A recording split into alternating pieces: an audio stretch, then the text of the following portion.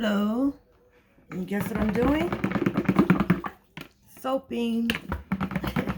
But what kind of soap? You figure it out? Here you go. We're making loofah soaps today. I've already mixed in my base here. I have a trace, and I'm stirring it up. I've made loofahs before in a soap in a different mold. Today we're using this one because it'll be easy to unmold the soap. On my first attempt some years ago, when I made the loofah soap, I put it in a tall and skinny mold. And I tell you, trying to cut through that was no joke. So today we're going to do the individual molds, and we'll see how it goes. We're adding a little of the batter in already. It's already kind of thick and seasoning up, but we'll see what the outcome would be.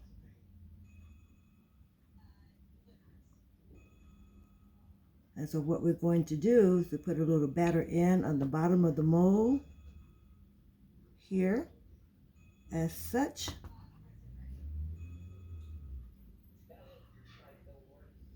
And then we're going to start to add in our loofahs so they can be saturated inside the soap.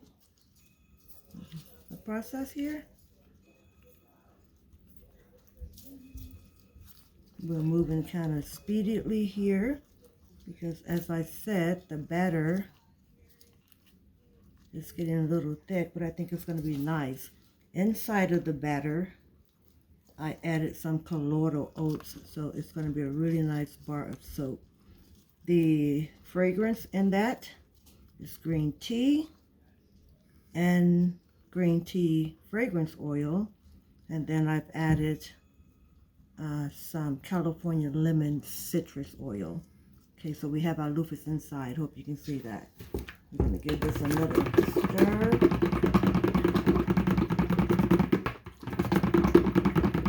Turn it up. This is going to be a short video. I went through the process already of measuring out all of the oils. And then we're going to continue to pour the batter over the loofahs. It's going to be nice.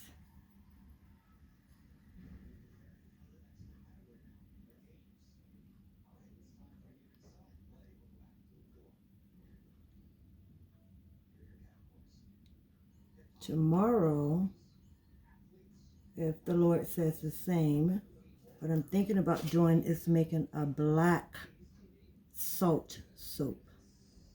And that's going to be nice. Himalayan black salt soap. Salt soap, I'm sorry. Okay, let's give it another stir.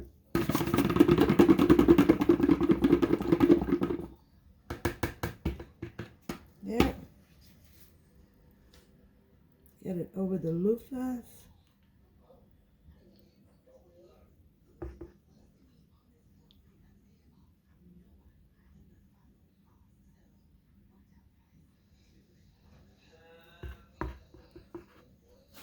I put a little of my batter over to the side just in case. And I think I'm going to be needing it, so I'm going to add it in here. All right. Smells delish.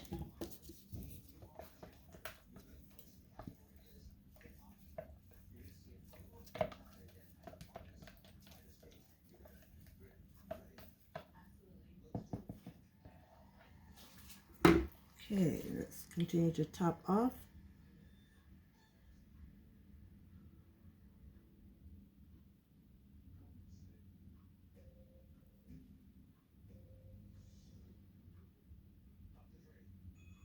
I should have had this on a cookie sheet so I could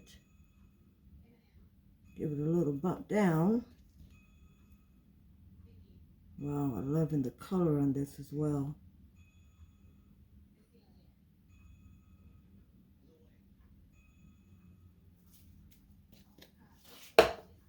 Oh, tap, tap, tap, tap, tap.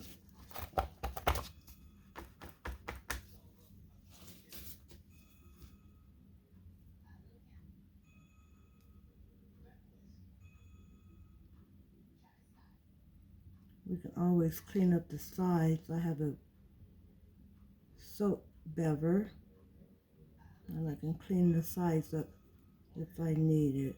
But I'm liking this, I do believe. Some of the loofah is coming through on that one, which is okay because guess what? It's a loofah soap. And as always, the process is on cold process. The soap has to set in the mold for 24 hours. And after that, we will do the unmolding. And then once again, there's another process. The soap would have to go through gel phase for 24 hours.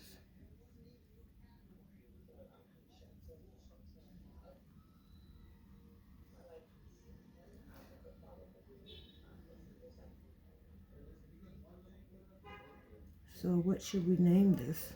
Loofah? Green tea? Loofah? I think that's what we'll call it. Okay, so on top of this, which I really don't like to do, but I'm going to do it so it can have some type of, I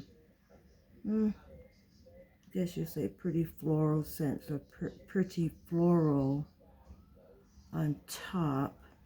And the reason why I really don't like putting florals under soap, you may see some soapers doing that.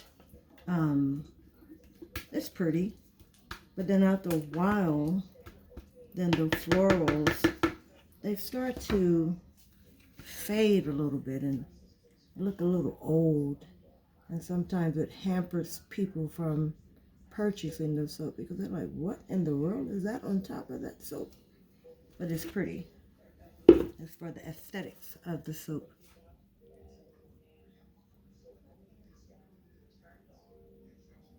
So I'm going to add just a little bit, and you'll see tomorrow the outcome as to what it would look like, the finished product, if it unmolds the way that it should. I'm thinking that it will.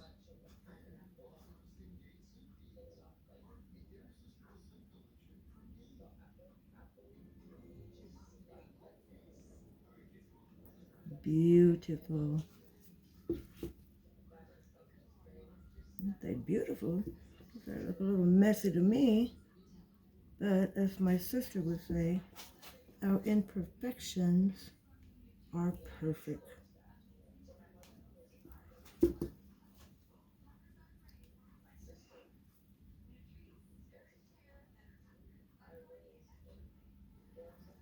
The loofah, and this is going to be with the loofah inside, a nice exfoliation type of soap.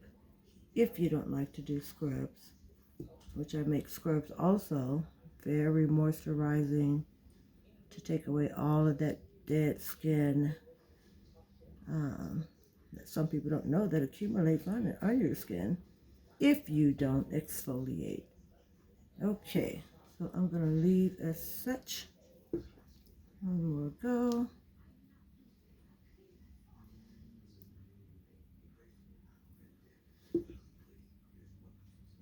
You know, I always say I'm going to leave as such, but if you can feel the texture of this, you can see how creamy it is. It just makes you want to play with it every now and then. Can't leave well enough alone, but it's okay. Loofah soaps are not pretty sometimes, as you see, because of the loofah on the inside. These are the florals. We have some rose petals here and chamomile. So a little, just to give it some definition, you may have the loofah exfoliating through or pulling through on the other side, but then on the back we want to have some color, some definition. And if you're using this, don't worry, in your shower it'll just practically wash off of the soap once you start to use it. So what say you? Enough?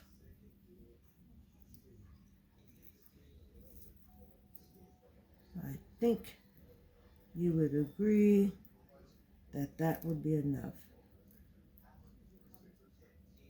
All right, not too bad, not too bad. We'll let it sit overnight. And we'll come back and I will show you the unmolding. So here you have it, 6 bars of loofah soap. Loofah on the inside and can't say it. An exfoliated soap, exfoliation. There you go. You get the drift of it. Oh, beautiful color.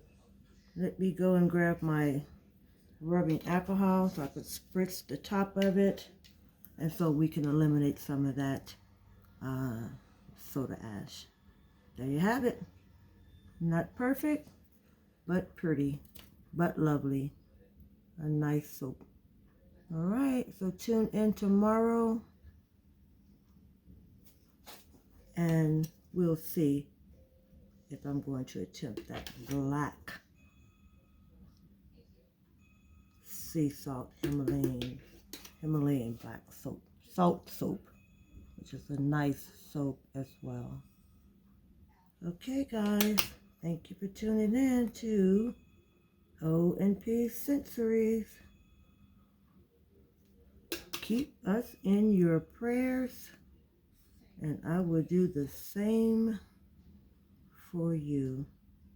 Don't forget to subscribe and like and share, and guess what? Purchase as well. Right. God bless. Have a good one.